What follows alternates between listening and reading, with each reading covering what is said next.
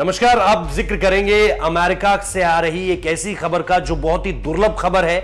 ऐसी चीज जो हुई थी अमेरिका में वो 1948 में हुई थी और इसके बाद अब हो रही है। यानी ये जो पूरा का पूरा घटनाक्रम है ये है क्या और इससे किस तरह से पूरी दुनिया में ये तस्वीर वायरल क्यों हो रही है। सबसे पहले ये तस्वीर देखिए जहां पे 1500 से ज्यादा मरे हुए पक्षियों को देखा गया है।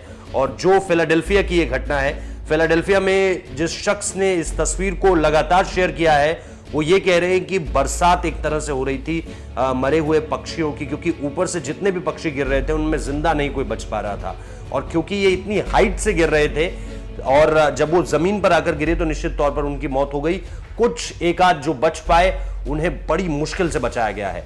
अब ऐसा हुआ क्यों, ये पक्षी कैसे इस तरफ आए और इसके बाद इनकी मौत का क्या कारण था, ये सब कुछ आपको बताते हैं। सबसे पहले इतनी बड़ी संख्या में यहां से पक्षियों का पूरा एक समूह गुजर रहा था। ऐसा क्यों हुआ? जब मौसम बदलता है तो सबसे पहले आप ये ध्यान रखिए कि जो टॉप यानी नॉर्दर्न पार्ट ऑफ जो अर्थ है वहां पर जो ठंड है वो एकदम से बढ़ जाती है।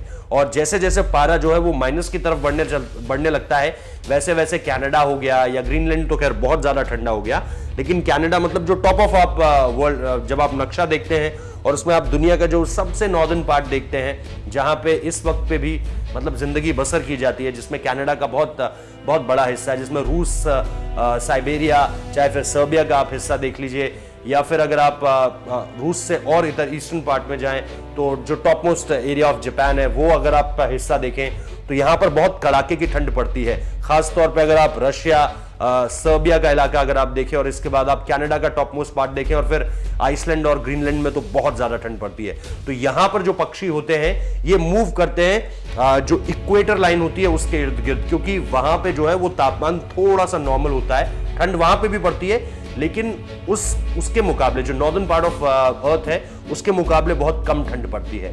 तो इसलिए ये पक्षियों का बड़ा समूह एक साथ पलायन करता है वहां से और जब तक दोबारा गर्मियां ना आ जाए तब तक ये वापस वहां नहीं जाते हैं। ऐसे में जब ये फिलाडेल्फिया को क्रॉस कर रहे थे तो फिलाडेल्फिया में जो इमारतें हैं, जो हमें बताया जा रहा है अमेरिका से जो आई है पूरी की पूरी रिपोर्ट है, उसमें कहा गया है कि वहां पे जो है कांच की इमारतें हैं और वो पूरी इमारतें कांच की हैं। तो वो जो रिफ्लेक्शन दिखाती है कांच की इमारतें वो ऐसा दिखाती है कि सामने भी आकाश है। मतलब जब आप बहुत ऊंची ऊंची इमारतों को देखेंगे और उनमें कांच की अगर वो इमारतें हैं तो उसमें जो रिफ्लेक्शन आएगा कांच में वो आसपास का आएगा, सराउंडिंग्स का आएगा, क्योंकि इसके अलावा तो और कुछ है नहीं सामने, सिर्फ आसमान ही दिखेगा। तो पक्षियों को ये लगता है कि ये सामने आसमान ही है। तो वो निश्चित तौर पर जाकर जब एक तय गति में वो उड़ रहे होते हैं तो जाकर उसमें टकराते हैं। उससे टकराने के बाद उनका जो बैलेंस बिगड़ता है और उसके बाद वो फिर दोबारा उड़ने की उनमें हिम्मत नहीं रहती है। वो जब उतनी हाइट से नीचे गिरते हैं तो निश्चित तौर पर उनकी मौत हो जाती है। इसको लेकर के अमेरिका में कानून की बात भी कही जा रही है कि इतनी हाइट्स में जब आप हाई राइज बिल्डिंग बना रहे हैं तो वो कांच की ना हो, इस बात का ख्याल रखा जाए। लेकिन ऐसा अभी कोई ऑफिशियल कानून पूरी तरह से पास नहीं हुआ है, लेकिन इसको लेकर वहां कोर्ट में बात जरूर चल रही है, क्योंकि इस तरह के पक्षियों की मौत लगातार अमेरिका से सामने निकल कर आती है और ये जो अब संख्या सामने निकल कर आ रही है ये निश्चित तौर पर सभी को डरा रही है। सोशल मीडिया पर ये वीडियो बहुत पूरा का पूरा वीडियो, तस्वीरें बहुत ज्यादा वायरल हो रही हैं, क्योंकि ये जो पक्षियों का समूह है वो निश्चित तौर पर लोगों को एक तरह से डरा रहा है, खास तौर पे अमेरिका के। तो इस घटना के बाद मुझे लगता है कि हाई राइज बिल्डिंग में जो कांच की जो इमारतें हैं उनको लेकर के चीजें जरूर बदलेंगी। फिलहाल इस वीडियो में इतना ही। लाइक कीजिए, कमेंट कीजिए, शेयर कीजिए, हमारे चैनल को सब्सक्राइब करना मत भूलिए। बहुत बहुत शुक्रिया।